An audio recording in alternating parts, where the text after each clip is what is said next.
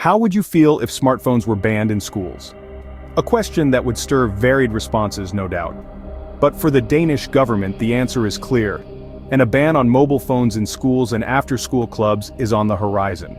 This action follows the recommendations of a government commission, a group that was tasked with focusing on the well-being of children. The commission's verdict? It's high time to curtail the excessive screen time that's become the norm for too many young people. But the Danish government isn't stopping at simply reducing screen time. No, the goal here is to create a phone-free educational environment for children aged 7 to 16 or 17. A radical move? Perhaps. But it's one that's driven by a desire to protect the well-being of children and to encourage a healthier balance between digital and analog activities. Concerns about the negative impact of excessive screen time have been growing. Extended exposure to screens is associated with a host of issues, from sleep disturbances to a decrease in physical activity, and even potential impacts on mental health. In light of these worries, the Commission's recommendation for a better balance between digital and analog activities seems to make sense. After all, a child's well-being encompasses more than just their academic performance. The Danish government's decision is a bold one, but it's not without precedent. Other European countries like France and Norway have also implemented measures to restrict children's access to smartphones and social media. Could this be the beginning of a wider trend? Only time will tell. But for now, one thing is certain.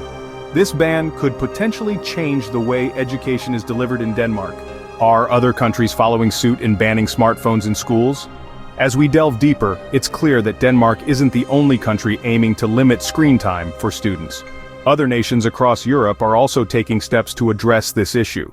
Take France and Norway, for instance. Both countries have implemented measures designed to restrict children's access to smartphones and social media. France has even gone a step further, implementing a law banning smartphone use in schools for children between the ages of 3 and 15. The law, which came into effect in 2018, was introduced with the aim of preventing screen addiction among young people. Norway also shares similar concerns about the negative impact of excessive screen time on children's well-being. The country has introduced rules aimed at regulating the use of digital devices in schools, including restrictions on smartphone use during school hours, and then there's the United Kingdom. Even though many schools across Scotland, England, Wales, and Northern Ireland have rules in place banning smartphones, such restrictions are not enforced by law. Instead, the decision to limit or ban the use of smartphones rests with individual schools. This approach allows for flexibility, enabling schools to tailor their policies to suit their specific needs and circumstances. However, it's worth noting that while these measures are well-intentioned, they are not without controversy. Critics argue that such bans could potentially inhibit the development of digital literacy skills among students. Yet proponents maintain that these measures are necessary to prevent screen addiction and promote a healthier balance between digital and analog activities. It seems that Denmark is not alone in its quest to limit screen time in schools. As we continue to navigate the digital age, it's clear that the conversation around children's screen time and its impact on their well-being is far from over. Does banning phones in schools significantly improve students' grades or overall well-being? This question has been at the forefront of discussions surrounding digital technology in educational spaces. Research, interestingly, presents a rather complex picture. Studies indicate that an outright ban on smartphones in schools may not lead to significant improvements in students' grades or their overall well-being. In fact, some research suggests that moderate use of such devices can enhance learning, acting as a tool for quick research, immediate feedback, and interactive learning. On the other hand, concerns persist about the impact of smartphone use on well-being and academic performance.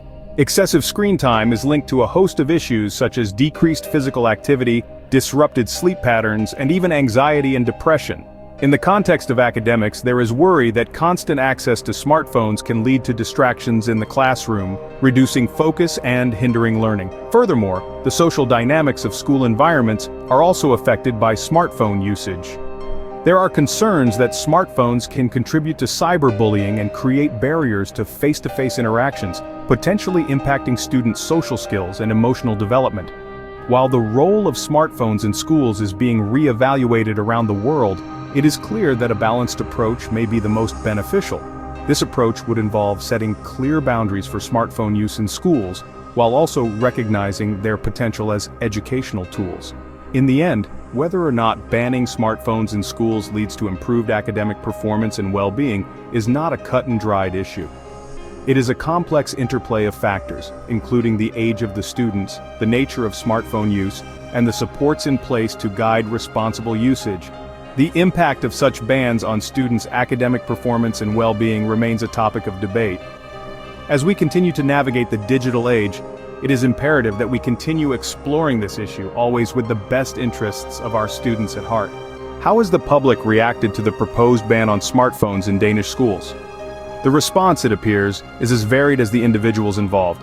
There's a fair share of support for the move, with many acknowledging the potential pitfalls of excessive screen time. They argue that the ban could be a catalyst for fostering healthier development and more meaningful relationships among students.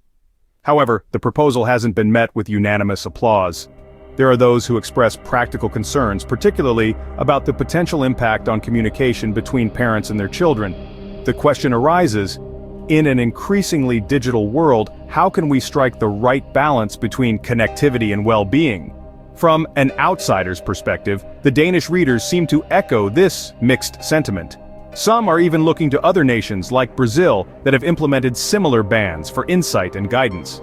In essence, the public's reaction underlines a broader global conversation about the role of technology in our lives and how best to navigate its challenges. As with any significant change, the proposed smartphone ban has sparked diverse reactions among the public. Thank you for watching Topics on Trend. Go ahead and check out another trending video on our channel here, like subscribe, comment, and share.